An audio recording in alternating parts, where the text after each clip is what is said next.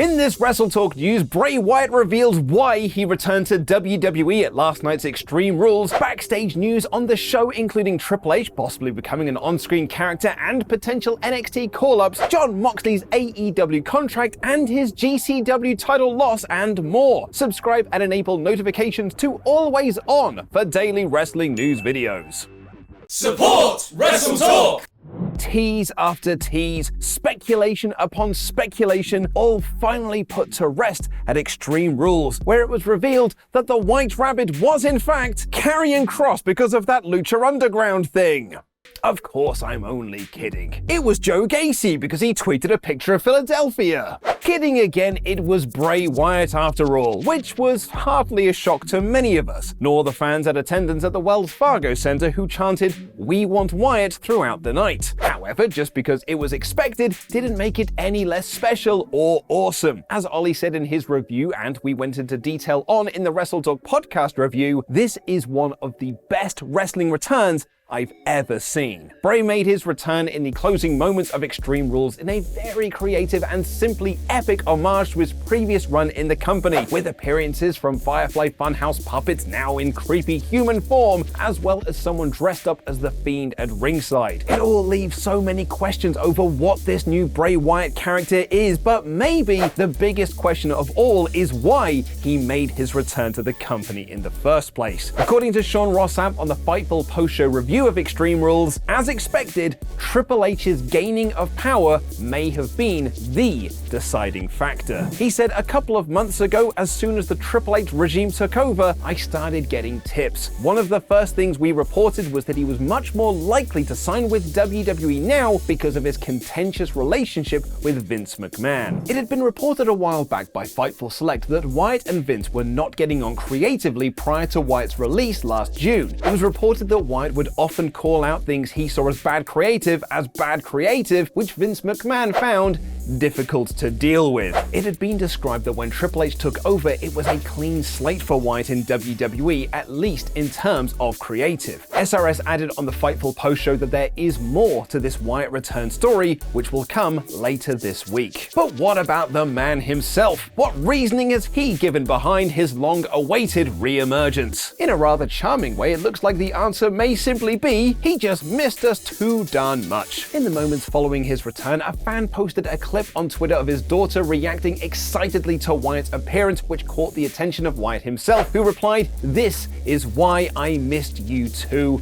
All of you." Aw, cheers, Bray. We missed you too, buddy. Although, that really does break kayfabe somewhat. Wyatt's return has been rejoiced from all corners of the wrestling world like we're all little Ewoks singing Nub Nub, and the terms "he's back, Bray" and "White Rabbit" were all top trends on social media following Extreme Rules. But many of his current and former co-workers also shared their excitement on Twitter. Wyatt's former ally Alexa Bliss responded, "Hello, old friend." Ricochet hailed Wyatt's ovation he received as a Road Warriors pop, aka the loudest of all the pops. T-Bar stated, "That was so good, I don't even know what the F to say." Kathy Kelly, who herself recently returned to WWE, tweeted, "Goosebumps," she's clearly also a fan of R.L. Stine, and Bray Wyatt's former tag partner and current AEW talent Matt Hardy wrote, "Always!" while sharing a gif of himself and Bray hugging. But Wyatt was not the only non-WWE regular on the Extreme Rules show. How's that for a segue? Among the surprises at last night's Extreme Rules was the appearance of two notable NXT stars who were shown at ringside at different points during the show. Super thick mummy Nikkita Lyons was in the crowd during the entrances for Bayley and Bianca Belair's ladder match, and NXT champion was also shown on camera during the entrances of the main event. Yeah, you can really see that Triple H is now running the show. The appearances might have seemed a bit random and, unsurprisingly, led many to believe that Lyons and Breakker were due to be called up to the main roster imminently, especially after the NXT call-ups of Legado del Fantasma on Friday SmackDown. However, according to Fightful, this isn't the case at all. SRS writes they were simply there to promote the NXT product to the WWE audience. With no WWE or Blue Universal Championship match on the show, there was a question hanging over Extreme Rules as to what the main event will be. And it turns out that was also a question for WWE themselves. Fightful Select noted that both the ladder match and the fight pit were slated slated to main event at one point. So do you think that WWE made the right decision with having the Fight Pit as the main event? Why don't you let me know in the comments down below. Another interesting note from the backstage planning of Extreme Rules was the role that Triple H might have played as an on-screen character. Since taking over the creative process of WWE, Triple H has not been seen on screen as an authority figure or anything of that nature. However, during Extreme Rules, there was a series of vignettes backstage of The Miz dealing with Gritty, aka the Philadelphia Flyers mascot, which started with The Miz saying he was at the show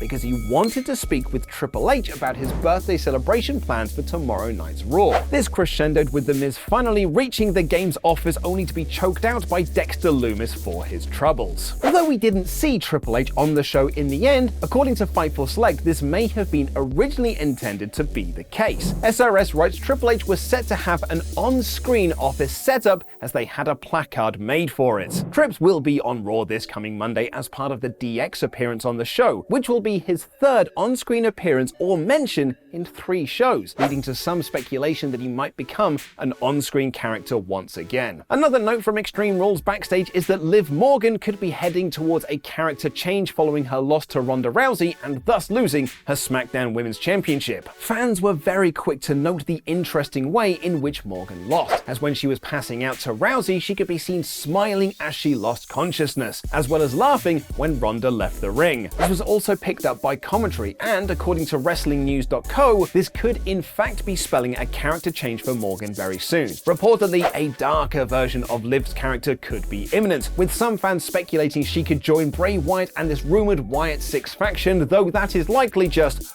Wyatt should be the new leader of the Dark Order's levels of lazy fantasy booking. And lastly, from the Extreme Rules backstage news, though this is more front stage news, I guess, the Philly crowd were treated to the reveal of the official logo for WrestleMania 40 before the show started. While there isn't a whole lot to say about the logo itself, it features the dark green and silver colors of the Philadelphia Eagles, which is where the show is going to take place. The most interesting thing is that the show will be called WrestleMania 40 and use the Roman numerals of XL. This will be the first time since WrestleMania 30 that a number has featured on the WrestleMania logo. Of course, unless next year's WrestleMania 39 gets numerals on the logo rather than just the word Hollywood. The removal of the Roman numerals was apparently a Vince McMahon decision according to several sources, and as with most decisions from Vinnie Mac in the last 10 or so, maybe even 20 or so years, the reasoning was rather silly. According to Chris Jericho on his podcast, McMahon thought that the Roman numerals, or even just saying the number of which WrestleMania it was, dated the show and made it feel old. It's also why WrestleMania stopped being called the granddaddy of them all, as that also sounds, according to Vince, old. But anyway, that's enough of Extreme Rules, as it wasn't the only wrestling that happened this weekend. One of the week's notable WWE stories was the recent shakeup of commentary and announcing teams for Raw, SmackDown, NXT, and pay-per-views, with WWE bringing back names like Kathy Kelly and Booker T into the WWE fold once again. However, those weren't the only names WWE were interested in re-signing to the company. Renee Paquette, aka Renee Young during her 8 years with WWE, was supposedly contacted by WWE according to Gimme Sports' Louis Dangoor. However, this did not materialize despite WWE's interest. Now, the reason for this may have been revealed, with Fightful Select reporting that WWE sources believe that Paquette will soon join her husband, AEW World Champion Jon Moxley, in All Elite Wrestling. Paquette's decision is perhaps unsurprising given the recent news that her husband Moxley has signed a new 5-year extension on his AEW deal, tying himself to the company long term. And that contract may come into play with Moxley's future with GCW. Moxley defended his GCW championship in the much talked about Moxley vs Nick Gage title versus career match at GCW Fight Club Night 1 last night. The reason this was talked about so much recently is that the match and stipulation that Nick Gage would retire if he lost was booked before Moxley won the AEW World Championship following CM Punk being stripped of the title after Brawl Out. It's been noted in the past that Tony Khan will allow champions to wrestle on other shows, but they cannot be booked to lose, which means there was a lot of eyes on the outcome of the main event and whether or not Nick Gage will actually retire. As it turns out, MJF's faction for hire the firm invaded the main event as W. Morrissey cost Moxley the GCW championship, meaning Gage is the new champ and doesn't have to retire. But it also raises questions of Moxley's involvement with GCW moving forward. As Fightful Select reported, Mox's contract extension with AEW, which will see him stay with the company until 2027, means he will exclusively wrestle for AEW and its international partners, including New Japan. When asked what this means for the likes of GCW, Revolver, and NEW, SRS writes AEW wouldn't comment on what this meant for his status with any of those companies. According to Fightful, GCW didn't even know that Mox was re-signing with All Elite Wrestling until the company put out the press release, and aren't sure what it means for his status with them. Finishing up with someone who may also be close to inking an AEW contract, former ROH World Champion Bandido made waves recently due to his show-stealing bout with current champion Chris Jericho on a recent edition of Dynamite. This match reportedly led to Tony Khan offering Bandido a contract immediately. However, despite some false reports claiming that he had signed the deal, his current status is still up in the air. Not only was Tony Khan overjoyed with Bandido's AEW debut, but so was his opponent Chris Jericho, who was keen to sign the 27-year-old. Speaking on his Talk is Jericho podcast, Jericho admitted that while he wasn't overly familiar with Bandido's work prior to the match, he went into the bout with the intention of getting him signed. He said, "My goal was to put this guy over and get this kid a contract," as Booker T used to say,